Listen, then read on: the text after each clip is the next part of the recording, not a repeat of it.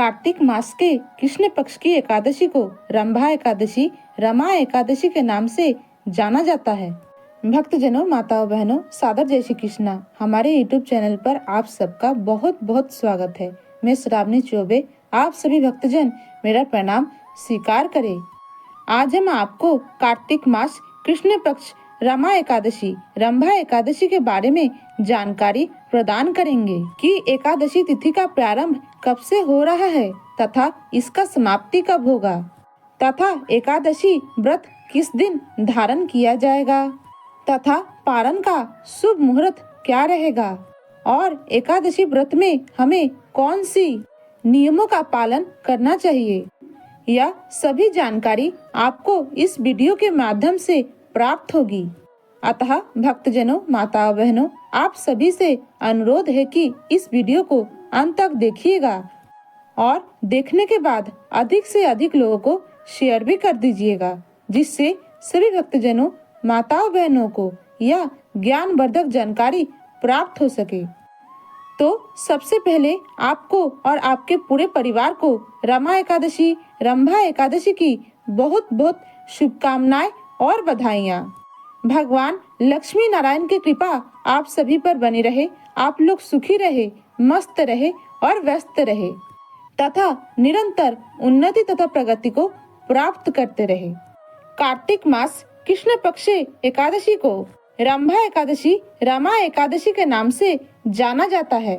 इस बार एकादशी तिथि का आरंभ 27 अक्टूबर 2024 रविवार की सुबह 5:24 पर एकादशी तिथि आरंभ हो जाएगी, जो 28 अक्टूबर 2024 सोमवार की सुबह 7:51 पर एकादशी तिथि समाप्त हो जाएगी।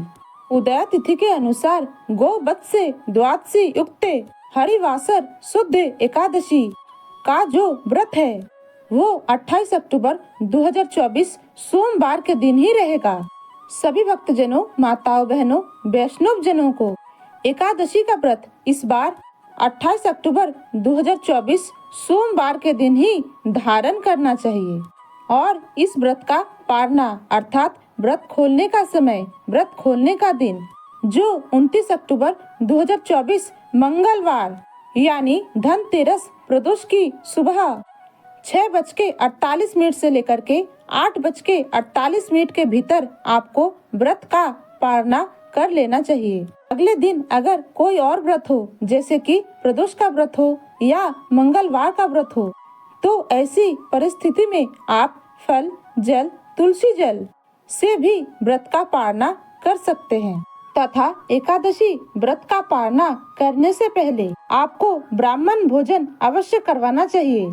अगर आप ब्राह्मण भोजन नहीं करवा सकते तो सीधा दान करके, ब्राह्मण भोजन के निमित्त नगद धन राशि दान करके ब्राह्मण भोजन का पूरा पुण्य लाभ प्राप्त कर सकते हैं। भक्तजनों, माताओं, बहनों, एकादशी का व्रत भगवान लक्ष्मी नारायण का परम प्रिय व्रत है। जो भी व्यक्ति, माताएं, बहनें इस घोर कलयुग में एकादशी का व्रत करते हैं तथा श्रीमद् भागवत गीता का पाठ करते हैं या सुनाते हैं, तुलसी जी का दर्शन करते हैं, तुलसी जी के पास दिए लगाते हैं, भगवान विष्णु का पूजन करते हैं, ब्राह्मण की सेवा करते हैं, ब्राह्मणों को भोजन करवाते हैं, दान दक्षिणा प्रदान करते हैं, गौ माता की सेवा करते हैं तथा उनकी रक्षा करते हैं, या 6 कार्य करने वाले मनुष्य को इस मायाजाल रूपी संसार से मुक्ति मिल जाती है तथा धर्म, अर्थ, काम और अंत समय में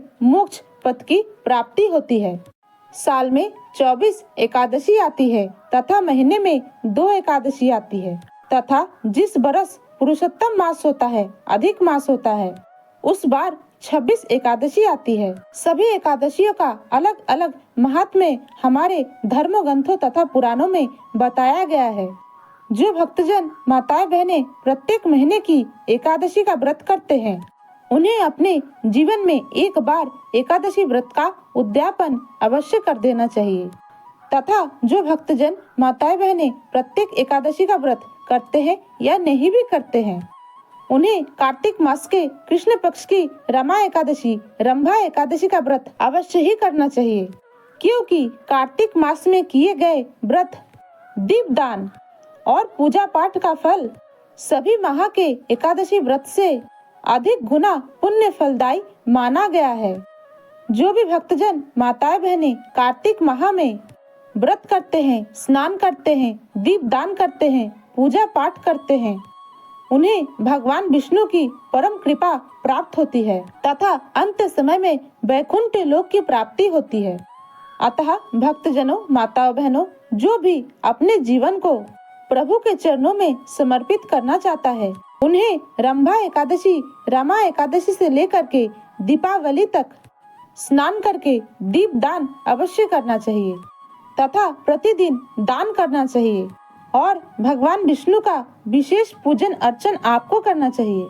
भक्तजनों, माताओं बहनों, आप अगर प्रत्येक एकादशी का व्रत करते हैं तो बहुत अच्छी बात है, और अगर नहीं भी करते हैं तो आपको रमा एकादशी का व्रत अवश्य करना चाहिए, क्योंकि रमा एकादशी, रंभा एकादशी का व्रत करने से मनुष्यों की जीवन की सारी गरीबी दूर हो जाती है तथा रमा एकादशी व्रत करने वाले व्रती के जन्म जन्मांतर के दारिद्रता और गरीबी जड़ से नष्ट हो जाती है।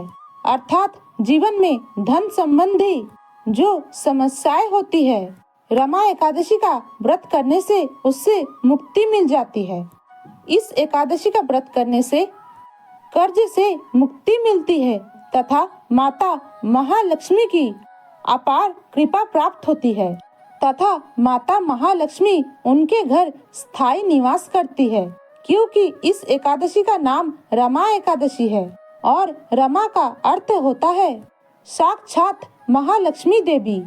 तो यह एकादशी माता महालक्ष्मी की परम प्रिय एकादशी है और कार्तिक के महीने में जो एकादशी आती है वो अपने आप में ही महत्वपूर्ण मानी जाती है, क्योंकि कार्तिक का महीना अपने आप में ही पुण्यदायक महीना है तथा इस महीने को दामोदर मास की संज्ञा दी गई है तथा इस महीने की दोनों एकादशियां अपने आप में अलग अलग पुण्य फल को देने वाली है। तो आप अगर कार्तिक मास के पूरा पुण्य फल प्राप्त करना चाहते हैं, माता महालक्ष्मी की अपार कृपा को प्राप्त करना चाहते हैं, अपने जीवन से गरीबी दारिद्रता को दूर करना चाहते हैं, तो आपको रमा एकादशी, रंभा एकादशी का व्रत अवश्य ही धारण करना चाहिए। और जो भक्तजन एकादशी का व्रत करते हैं, उन्हें 10वीं तिथि से लेकर के 12वीं तिथि तक कुछ नियमों का पालन करना चाहिए। जैसे 10वीं तिथि के दिन आपको शुद्ध सात्विक भोजन करना चाहिए। इस दिन आपको सिर धोकर स्नान करना चाहिए तथा अपने घर द्वार को स्वच्छ कर लेना चाहिए तथा भोजन में लहसुन, प्याज, मांस, मदिरा, सरसों का तेल, शहद, चावल, मसूर की दाल, कटहल की सब्जी, नुनिया की सब्जी, बैगन की सब्जी आदि का उपयोग नहीं करना चाहिए। इस दिन आपको शुद्ध घी और सेना नमक में भोजन बनाना चाहिए तथा सूर्यास्त से पहले आपको भोजन कर लेना चाहिए। 10वीं के दिन दूसरे के घर का भोजन नहीं करना चाहिए। अगर अति आवश्यक हो तो भोजन के निमित्त नगद धनराशि प्रदान करके आप भोजन कर सकते हैं, इसमें कोई दोष नहीं है। एकादशी व्रत के दौरान आपको सिर पर तेल नहीं लगाना चाहिए तथा बाल नाखून काटना और कटवाना वर्जित माना जाता है और घर के पुरुषों को भी दाढ़ी शेविंग और बाल कटवाना नहीं चाहिए। एकादशी व्रत करने वाले को 10वीं से लेकर के एकादशी तक ब्रह्मचर्य व्रत का पालन करना चाहिए तथा एकादशी के दिन सुबह जल्दी उठे, शुद्ध जल से स्नान करके पीले रंग के वस्त्र धारण करे, मस्तक पर तिलक धारण करे और सूर्य देवता को अर्घ्य अर्पित करे, कुल देवता की, कुल देवी की पूजन पाठ करे और इसके पश्चात एक आसन पर बैठ करके सामने धूप दीप जला करके रख दे, एक लोटा जल रख ले तथा व्रत का संकल्प धारण करे। सबसे पहले हाथ के मध्य भाग में जल रखे, पान रखे, सुपारी रखे, दुर्वा रखे, पीले पुष्प तथा दक्षिणा रखे तथा अक्षत के जगह पर तिल और जौ का प्रयोग करें और 3 बार बोले ओम विष्णवे नमः, ओम विष्णवे नमः, ओम विष्णवे नमः। आप कहे मेरा नाम यह है, मेरा गोत्र यह है। अगर आपको अपना गोत्र याद नहीं है या ज्ञात नहीं है तो आप ब्रह्म गोत्र या कश्यप गोत्र भी कह सकते हैं, क्योंकि हम मनुष्य मात्र ही परम पिता ब्रह्मदेव के संतानें हैं। मैं इस स्थान का निवासी हूँ। आज मैं कार्तिक मास कृष्ण पक्ष रामा एकादशी का व्रत करने जा रही हूँ या करने जा रहा हूँ। हे भगवान लक्ष्मी नारायण, आप मुझे पूरा सामर्थ्य और शक्ति प्रदान करें कि मैं पूरे विधि विधान और भक्ति भाव के साथ इस व्रत को संपन्न कर सकूं और मेरे द्वारा जाने अनजाने में कोई भी भूल चूक हो जाए, गलती हो जाए तो मुझे अबोध बालक समझ करके क्षमा कर दे। इस प्रकार कहकर प्रभु के चरणों में संकल्प को अर्पण कर दे तथा हाथ जोड़कर भगवान को प्रणाम करे तथा रामा एकादशी व्रत का दिव्य और ज्ञानमय कथा का श्रवण करे, जो अगले वीडियो में हम आपको सुनाएंगे। एकादशी व्रत के दौरान आपको पान नहीं खाना चाहिए, शहद नहीं खाना चाहिए तथा हल्दी युक्त फलाहार भी आपको नहीं करना चाहिए, किंतु आप पंचामृत में शहद का उपयोग कर सकते हैं, इसमें कोई दोष नहीं है। एकादशी के दिन में सोना नहीं चाहिए तथा रात में जागरण करना चाहिए। आप अपने शरीर के सामर्थ्य के अनुसार 1 प्रहर, 2 प्रहर, 3 प्रहर का जागरण कर सकते हैं। 1 प्रहर 3 घंटे में होता है, जैसे कि शाम को 6 बजे से लेकर के 9 बजे तक पहला प्रहर, 9 बजे से लेकर के 12 बजे तक दूसरा प्रहर और 12 बजे से लेकर के 3 बजे तक तीसरा प्रहर समाप्त हो जाता है तथा इसके बाद ब्रह्म मुहूर्त का आरंभ होता है। एकादशी व्रत के दौरान आपको झूठ नहीं बोलना है, वाद विवाद लड़ाई झगड़ा बिल्कुल नहीं करना है। एकादशी व्रत के दिन आपको गुरुजनों को सम्मान करना चाहिए, माता पिता को प्रणाम करना चाहिए तथा पेड़ पौधे बिल्कुल नहीं काटने चाहिए और द्वार पर आए हुए भिक्षुक को, जरूरतमंद व्यक्ति को खाली हाथ नहीं लौटाना चाहिए, क्योंकि ना जाने नारायण किस रूप में हमारी परीक्षा लेने आ जाए, तो हमें सजग रहना है। और प्राणी मात्र में ब्रह्म का वास होता है और भगवान विष्णु परम ब्रह्म है, तो हमें इस दिन सभी गुरुजनों तथा जरूरतमंद व्यक्ति की अपने सामर्थ्य के अनुसार सेवा करनी चाहिए।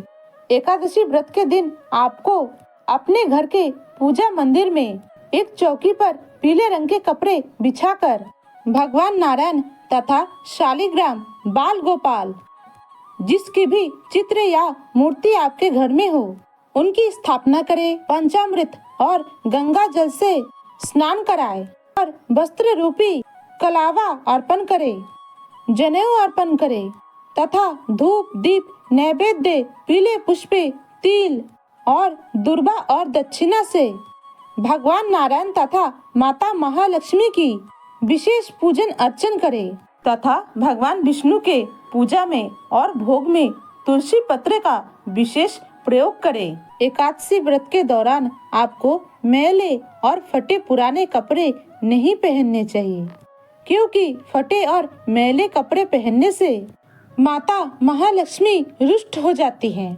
अगर पुराने कपड़े मैले हैं तो उसको अच्छी प्रकार से धोकर फिर पहनना चाहिए तथा फटे हुए कपड़े को सिलकर आप पहन सकते हैं। एकादशी व्रत का कथा भी आपको अवश्य सुनना चाहिए, क्योंकि अगर आप मात्र एकादशी व्रत का कथा भी सुन लेंगे तो भी आपको एकादशी व्रत का पुण्य फल प्राप्त हो जाएगा। और अगर आप कार्तिक स्नान कर रहे हैं तथा हमारी द्वारा बताई गई कार्तिक मास के प्रत्येक अध्याय का कथा का श्रवण कर रहे हैं तो अति उत्तम है।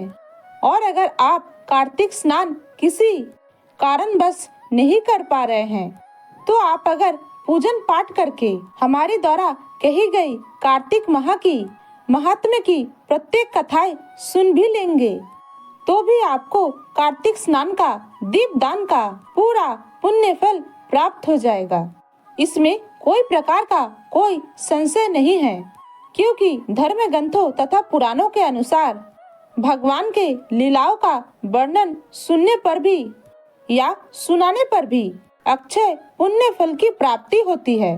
और अगर आप रमा एकादशी से लेकर के दीपावली तक दीपदान करना चाहते हैं तथा दीपदान की सही नियमों का पालन करना चाहते हैं तथा दीपदान की विधि ज्ञात करना चाहते हैं, तो आप हमारे चैनल पर पहले अपलोड हुई वीडियो को देख सकते हैं।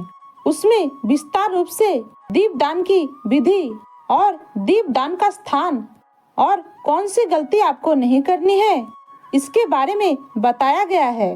तो आप सभी से अनुरोध है कि एक बार समय निकालकर उस वीडियो को भी एक बार अवश्य देखें, जिसका लिंक डिस्क्रिप्शन बॉक्स में दिया गया है।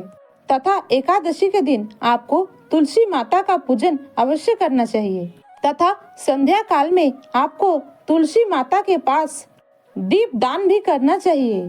और एकादशी के दिन आप गौ माता की पूजन भी कर सकते हैं, क्योंकि इस एकादशी का खास बात यह है कि यह एकादशी गोवस्त द्वादशी से युक्त है, इसलिए इसका महत्व और भी बढ़ जाता है। गोवस्ते द्वादशी के दिन गाय बछड़े का पूजन का विशेष महत्व हमारे धर्म ग्रंथों तथा शास्त्रों में बताया गया है। जो भक्तजन माताएं बहनें इस दिन गाय और बछड़े का पूजन कर लेता है, उनके अनंत जन्मों के कोटि कोटि पाप जड़ से नष्ट हो जाते हैं तथा उसको अपने जीवन में सभी प्रकार के सुख ऐश्वर्य प्राप्त होते हैं, क्योंकि गौ माता के शरीर में 33 कोटि देवी देवताओं का वास होता है। इसलिए इस एकादशी के दिन गौ माता का पूजन करें। गौ माता का दान भी आप दे सकते हैं। दान हमेशा ब्राह्मण को ही दे, और अगर संभव हो तो आप गौ माता के लिए खाने पीने की सामग्री फलाहार का व्यवस्था भी आपको करना चाहिए। इस एकादशी के दिन कोई भी मनुष्य को अन्न का सेवन बिल्कुल नहीं करना चाहिए, केवल फलाहार करना है।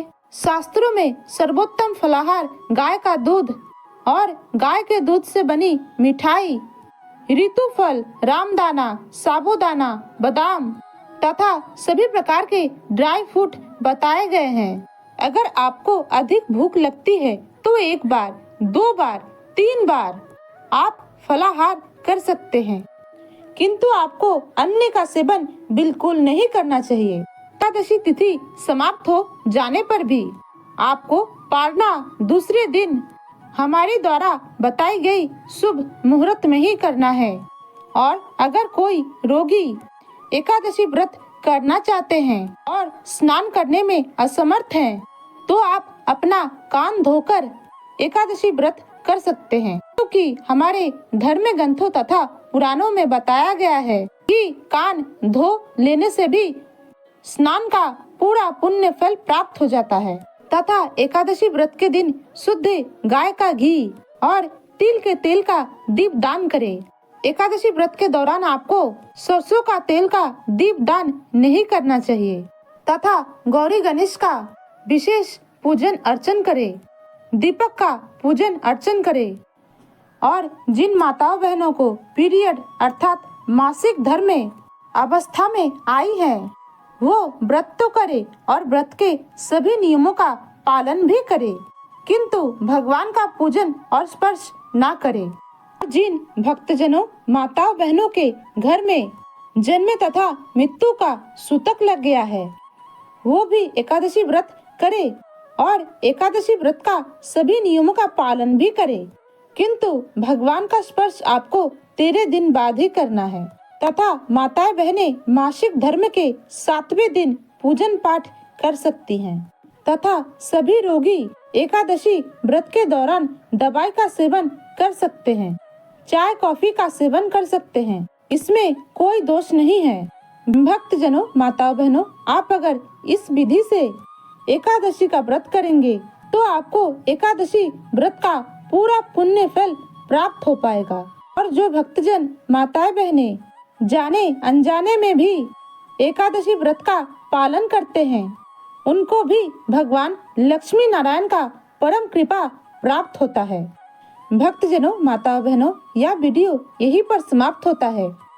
आप सभी से अनुरोध है कि इस वीडियो को अधिक से अधिक लोगों को शेयर कीजिएगा, लाइक कीजिएगा, कमेंट कीजिएगा और हमारे चैनल को सब्सक्राइब भी कीजिएगा। इस बहन बेटी भाभी का साथ दीजिएगा, आगे बढ़ने का एक मौका अवश्य दीजिएगा। मिलते हैं कोई नए वीडियो में, तब तक के लिए सादर जय श्री कृष्णा, सादर धन्यवाद। जय राम जी की। हर हर महादेव।